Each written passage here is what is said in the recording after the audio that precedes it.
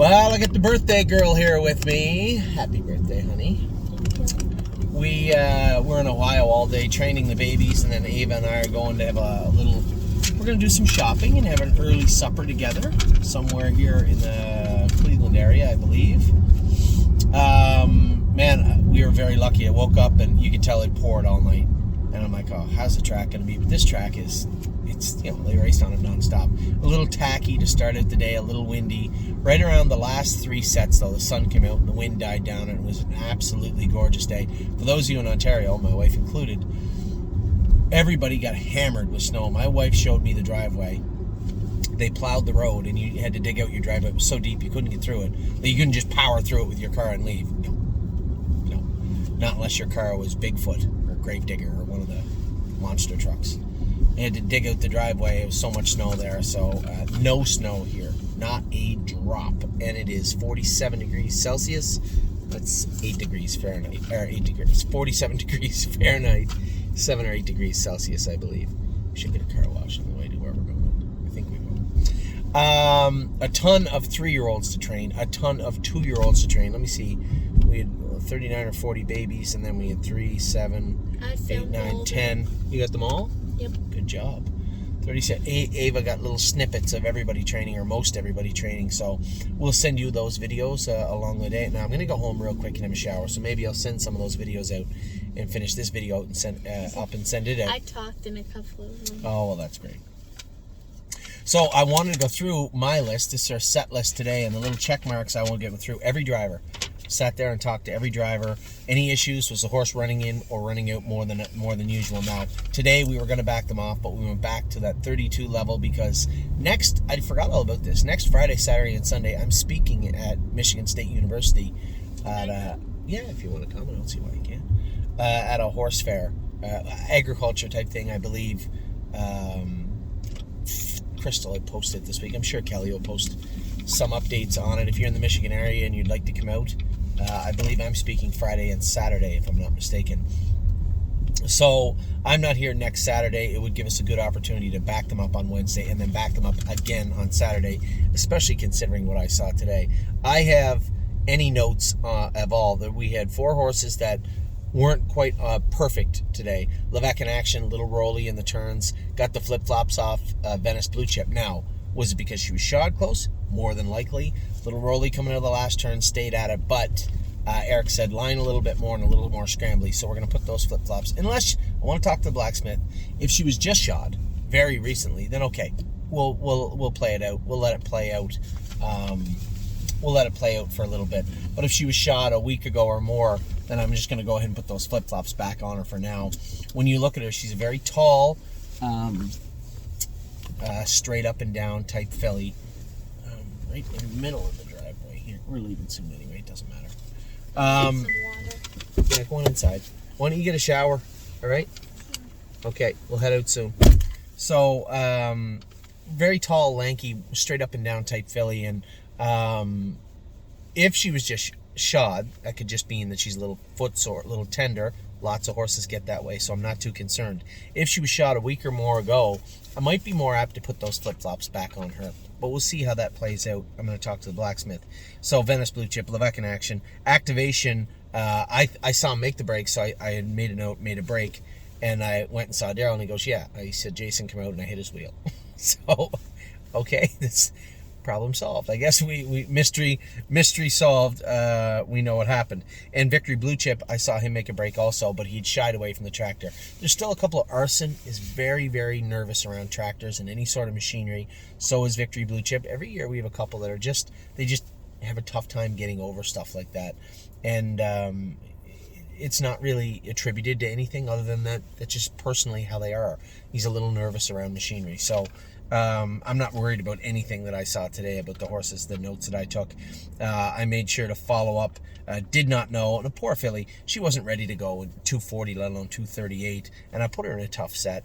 And then I'd made a note to talk to Jason. He said, yeah, she went 246. It's just too much for her, which he's right. We're probably going to have to find some horses to put in a slower group, like Levesque in action. I'm just going to go through them quickly. If there's a set of maybe 5 that can just get backed up to around 50 for a little bit, Levesque in action, probably would do with that, no problem.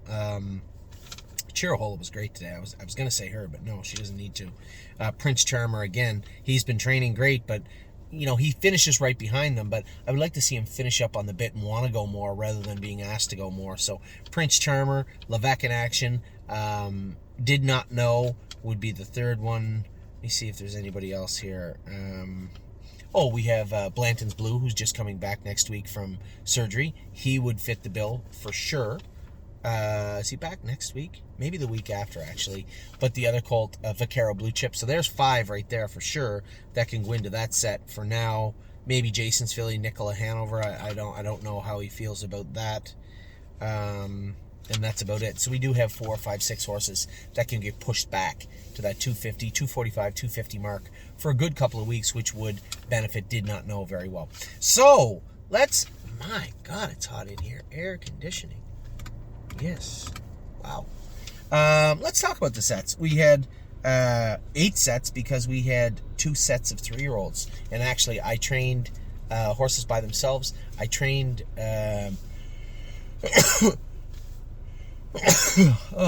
trained Full Heart 2-3 last half and 59. She was good. Now, obviously, Full Heart's never been short of speed. When we talk about the Fantastic Four, those are 4 that...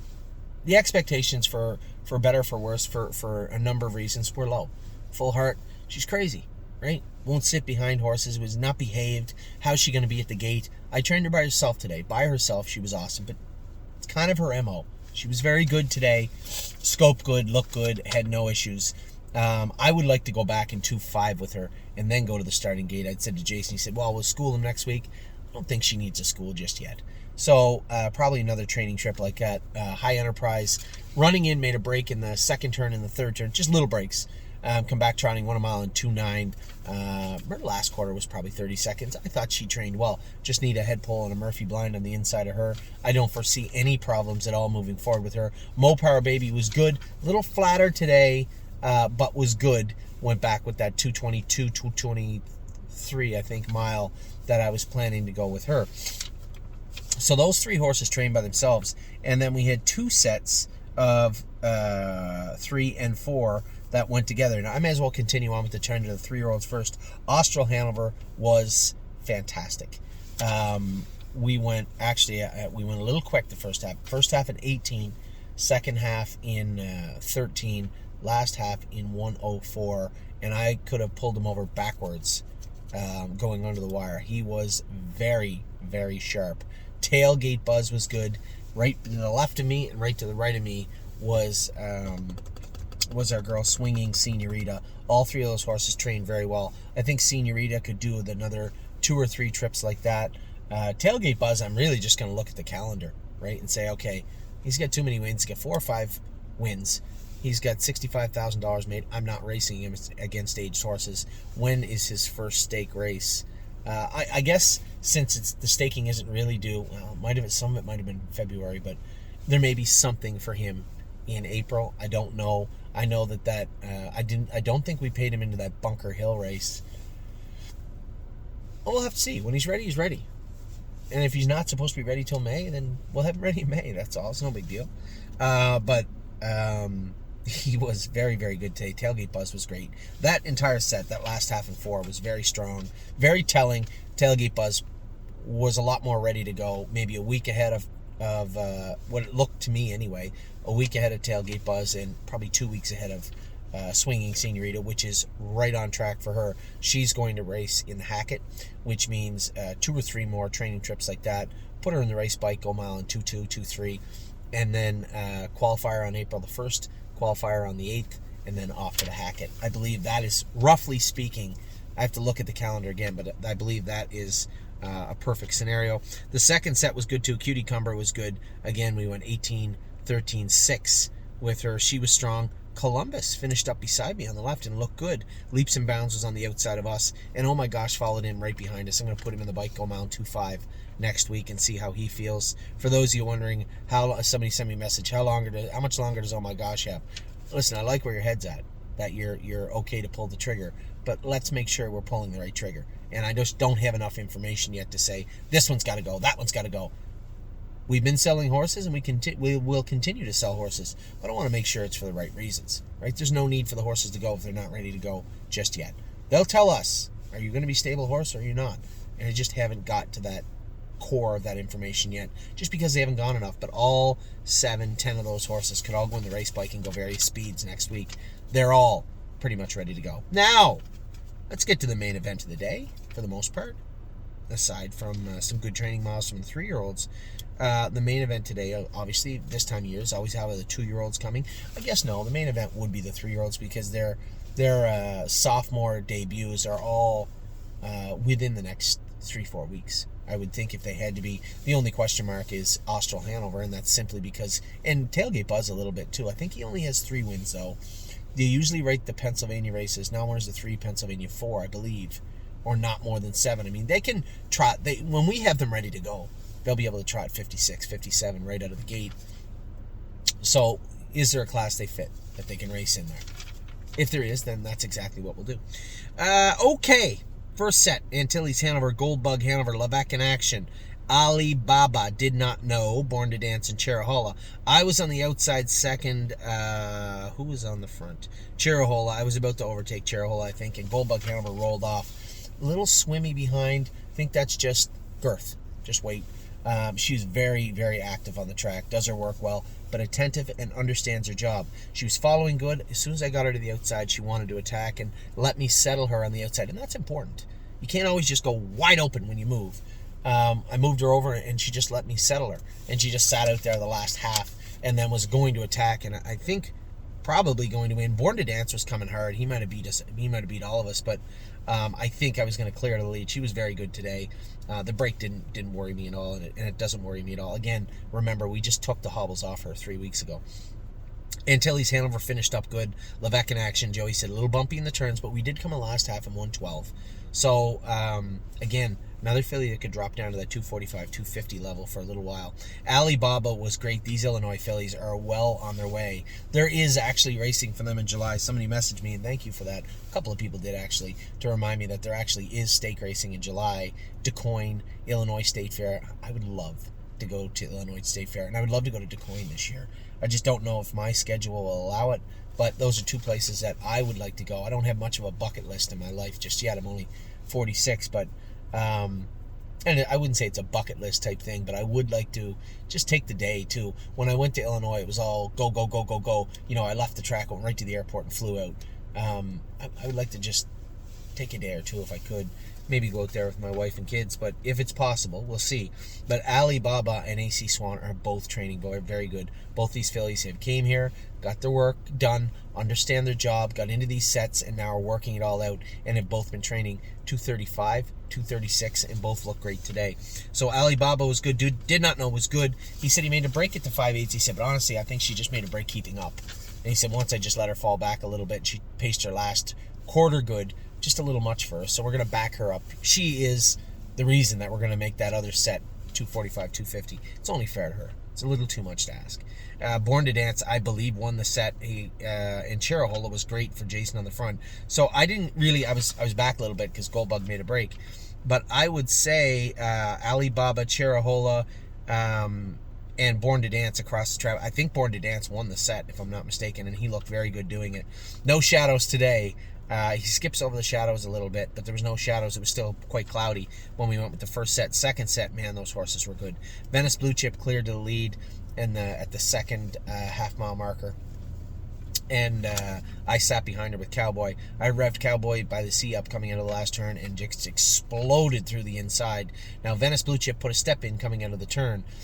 I want to investigate if that was the blacksmith that just shod her, or if there was something else going on with her. We just put the flip-flops back on her. She was very strong. We did break the 230 barrier there. Went 229 with Cow. I guess nobody else did because I'd won by at least 2 or 3 lengths. I liked the way he screamed up the inside, but no mercy when he cleared to the front. And I love seeing it. It's obviously very early in the year. It's only the first week of March.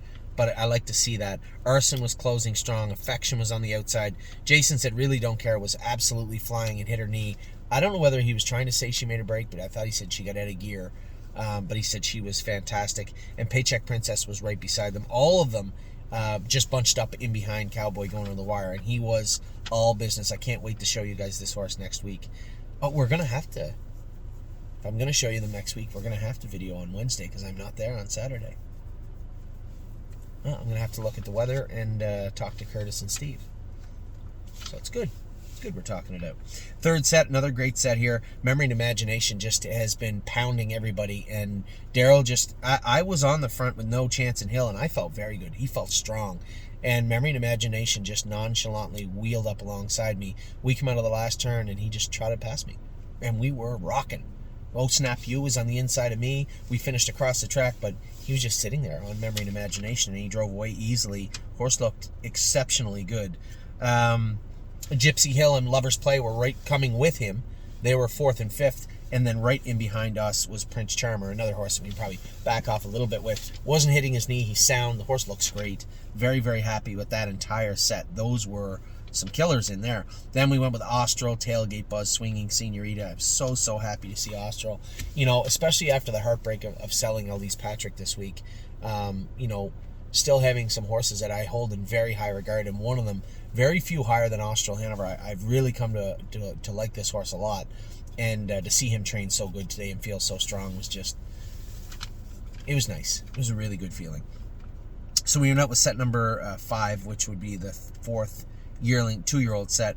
One of the most impressive miles of the day. Now I talked to a couple of the other trainers. They had their own horses they want to talk about that. I'm going to leave those for the videos this week and see if we do a top 10 list or not. But the horse that's wowed me was Sweeney.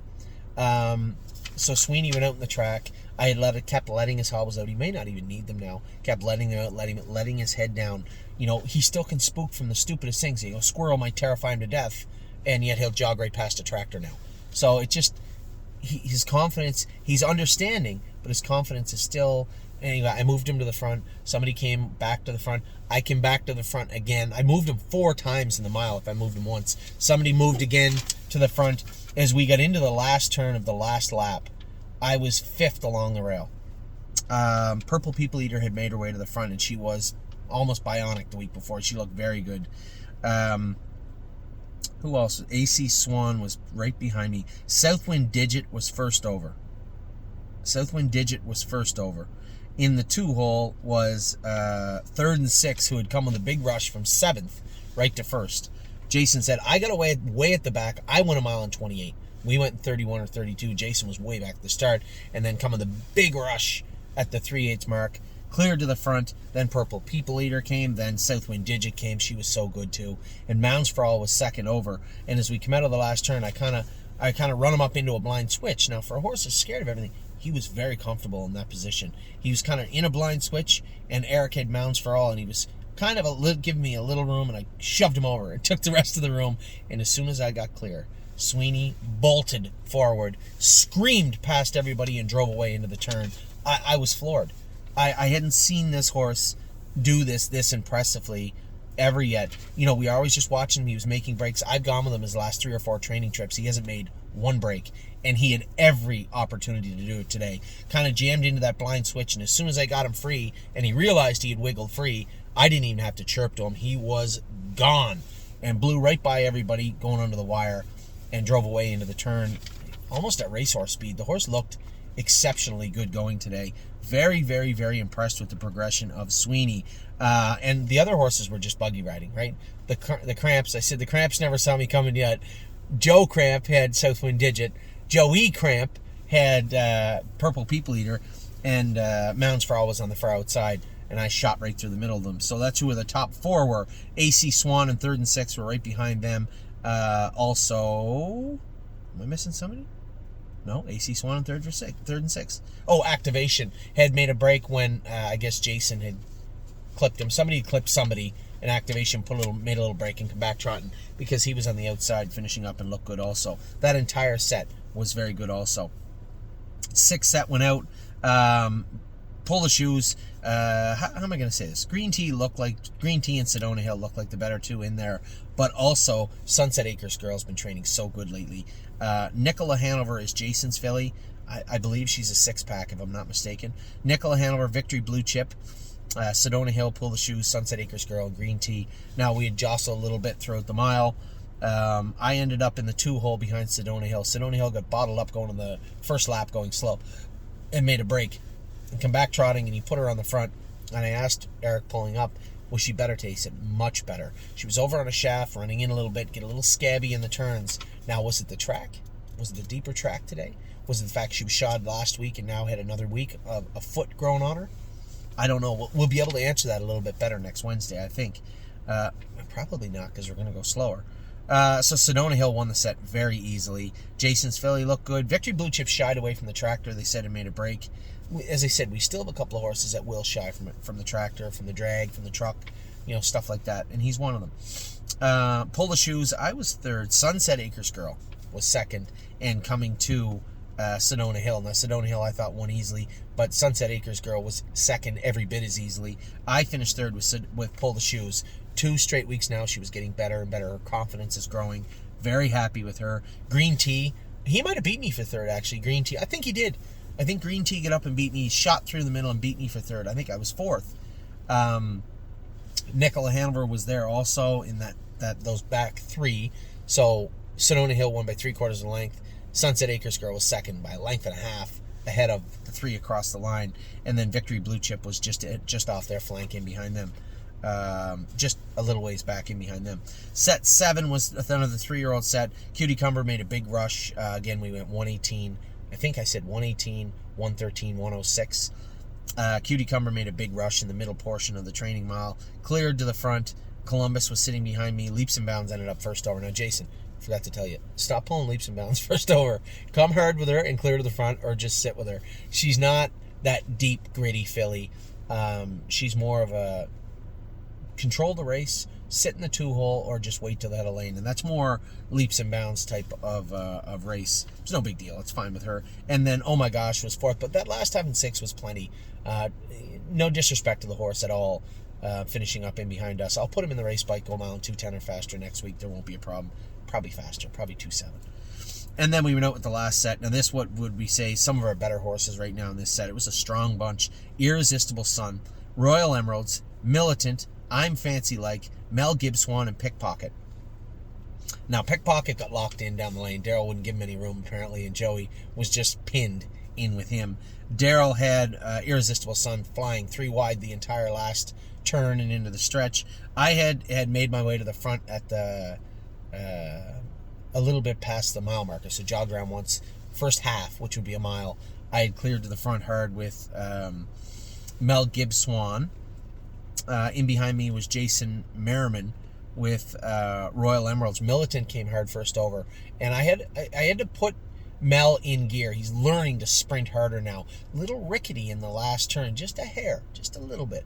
And then as we come out of the turn, I fought off Militant. Irresistible Sun was on the far outside. Royal Emeralds was up the inside. Pickpocket was locked in, and I'm Fancy Like was climbing over us also. The entire group of 6 were within 2 1/4 lengths. Just jammed right together.